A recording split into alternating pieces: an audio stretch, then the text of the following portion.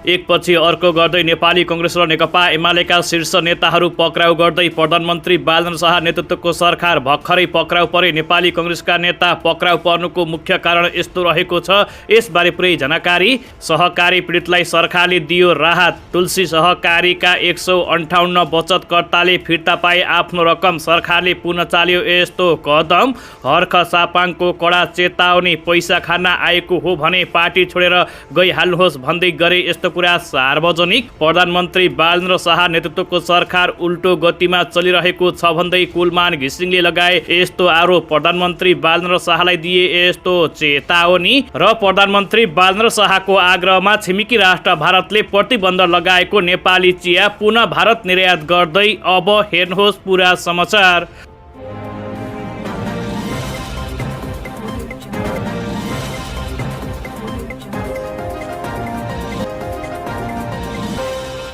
दर्शकबिन नमस्कार। तपाईँ अहिले हेर्दै हुनुहुन्छ खोज अनलाइन खबर। दर्शकबिनहरू सदा जस्तै आज पनि विशेष रिपोर्टका साथ उपस्थित भइसकेका छौँ। यो भिडियोलाई अन्तिमसम्म हेरेर हामीलाई साथ दिनुहोला। समाचारहरू अत्यन्तै महत्त्वपूर्ण भएकाले यो भिडियोलाई भने अन्तिमसम्म हेरेर एक लाइक र एक सेयर गर्न भने नबिर्सनुहोला। दर्शकबिनहरू अन्ततः प्रधानमन्त्री बालचन्द्र शाह नेतृत्वको सरकारले नेपाली कांग्रेस, नेकपा एमाले र अन्य पुराना पार्टीका शीर्ष नेताहरू भ्रष्टाचारमा संलग्न भएका नेताहरूलाई एक एक गरेर पक्राउ गइरहेका छन् भने त्यस्तै कारागारका कैदीबन्दीको रकम असुली गरेको आरोपमा नेपाली कांग्रेसका स्थानीय नेता पक्राउ परे। लगत्तै अन्य नेपाली कांग्रेसका नेताहरू पनि पक्राउ पर्ने देखिएको छ।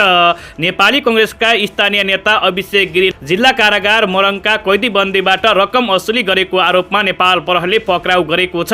जिल्ला प्रहरी कार्यालय मोरङबाट खटिएको टोलीले हिजो बिहान विराटनगर 8 मधुमारा स्थित उनको निवासबाट गिरीलाई नियन्त्रणमा लिएको हो भने नेपाल प्रहरी निरीक्षक अभिषेक श्रेष्ठको नेतृत्वमा खटिएको टोलीले गिरीको घर तथा बाहिर पार्किङ गरिएका 2वटा सवारी साधनमा समेत खानतलासी गरेको जानकारी गराएका छन्। शंकास्पद वस्तु फेला नपरे पनि थप अनुसन्धानका लागि उनलाई नियन्त्रणमा लिएको नेपाल प्रहरीले जनाएको छ।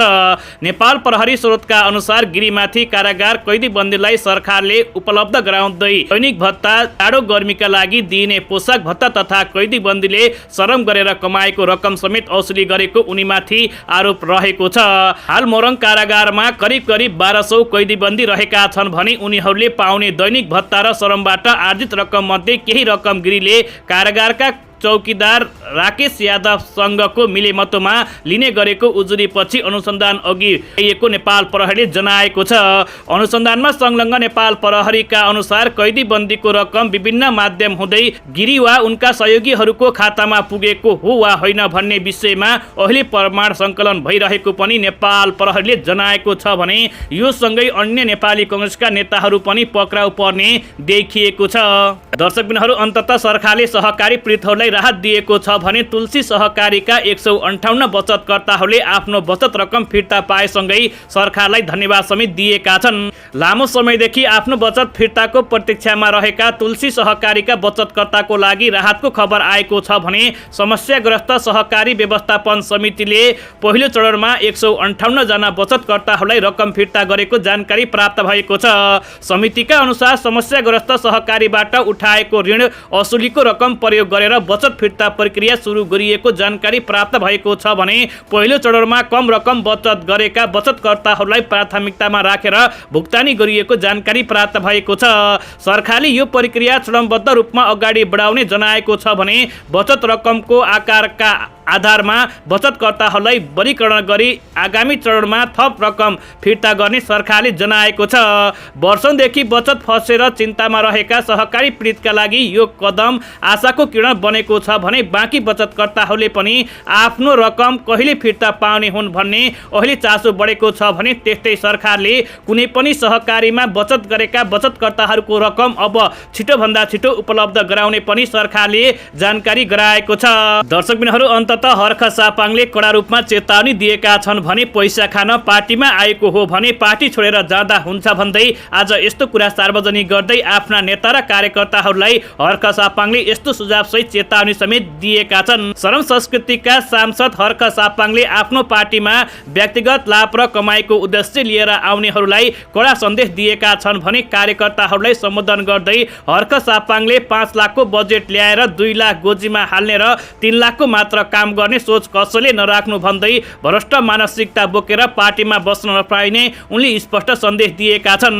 त्यस्तै उनले पार्टीको उद्देश्य पैसा कमाउने नभई नेपाली जनताको सेवा र समाज परिवर्तन रहेको बताउँदै आर्थिक लाभका लागि राजनीति गर्न खोज्नेहरूलाई निस्केर गइहाल्नु भन्दै उनले खुल्ला चुनौती समेत दिएका छन्। त्यस्तै हर्ख सापाङको यो अभिव्यक्ति सार्वजनिक भएपछि सामाजिक सञ्जालमा व्यापक चर्चा सुरु भएको छ भने भ्रष्टाचार विरुद्ध उनको कडा सन्देशलाई समर्थकहरूले स्वागत गरेका छन् भने राजनीतिक वृत्तमा पनि यसको अहिले चर्चा निकै नै चुलिएको छ भने त्यस्तै हर्ख सापाङले आफ्नो पार्टीभित्र कुनै पनि शीर्ष नेताहरूले भ्रष्टाचार नगर्ने उनले जानकारी गराएका हुन्।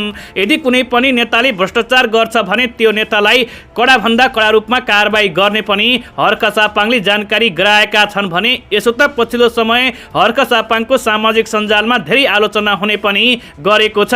दर्शकबिनहरू, प्रधानमन्त्री बालचन्द्र शाह नेतृत्वको सरकार उल्टो गतिमा चलिरहेको छ भन्दै कुलमान घिसिङले यस्तो आरोप लगाउँदै सरकारलाई चुनौती समेत दिएका छन्। उज्यालो नेपाल पार्टीका अध्यक्ष कुलमान घिसिङले सरकार उल्टो गतिमा चलेको गम्भीर आरोप लगाएका छन् भने मन्थलीमा भएको पत्रकार र नागरिक अगुवाको भेटघाटमा बोल्दै कुलमान घिसिङले सरकारले पेट्रोलियम र डिजेलको प्रयोग घटाउने, विद्युतीय गाडीमा सहुलियत दिनु परेमा उल्टो विद्युतीय गाडीमा कर लगाएर उल्टो बाटोमा हिँडेको उनले बताएका हुन्। त्यस्तै शिक्षा र स्वास्थ्यमा भ्याट लगाउने कुरा पनि जनविरोधी कुरा भएको उनले धारणा व्यक्त गरेका छन् भने यो नीति राष्ट्रिय स्वतन्त्र पार्टीको घोषणा पत्र विपरीत समेत भएको उनको दाबी समेत गरेका छन्।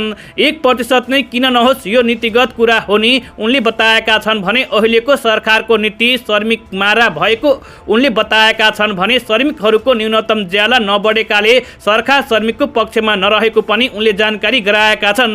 हिजो जनार्दन शर्माले बजेट हेरफेर गरेको भनी राजीनामा दिन लगाएको स्मरण गराउँदै उनले अहिलेका अर्थमन्त्रीले खुल्ला बजेटको दर हेरफेर गरेको कुरा सुन्नमा आएको उनले बताएका हुन्। सरकारले नेपाली नागरिकको आत्मविश्वास बढाउन नसकेको उनको भनाइरहेको छ भने त्यो विश्वास नजगाएसम्म देशमा नै बसेर केही काम गरौँ भन्ने वातावरण नबन्ने पनि उनले जानकारी गराएका छन् भने त्यस्तै अहिले सरकारले गइरहेका केही कामहरू भने नेपाली नागरिकहरूको पक्षमा नरहेको पनि कुलमान घिसिङले जानकारी गराएका छन्। दर्शकबिनहरू, अन्ततः प्रधानमन्त्री बालचन्द्र शाहले छिमेकी राष्ट्र भारतसँग सिधै कुरा गरेर छिमेकी राष्ट्र भारतले प्रतिबन्ध लगाएको नेपाली चिया पुनः छिमेकी राष्ट्र भारतमा निर्यात हुने भएको छ।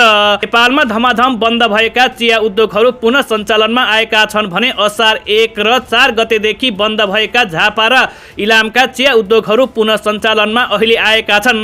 प्रधानमन्त्रीको सचिवालयले जनाएको छ छिमेकी राष्ट्र भारतले चिया निर्यातमा गरेको कडाइका कारण बन्द भएका उद्योगहरू नेपाल सरकारले उद्योगीका समस्या विशेष कार्यदल गठन गरेर समाधान गर्ने आश्वासन दिएसँगै बन्द भएका झापाका 30 वटा टिसी उद्योगहरू पुनः सञ्चालनमा आएका हुन्। त्या उद्योगीहरूको समस्याप्रति प्रधानमन्त्रीले नै चासो देखाएपछि प्रधानमन्त्री बालचन्द्र शाहको सचिवालयले निर्यातको समस्या समाधानका लागि उच्चस्तरीय कार्यदल गठन गर्ने आश्वासन दिएका थिए।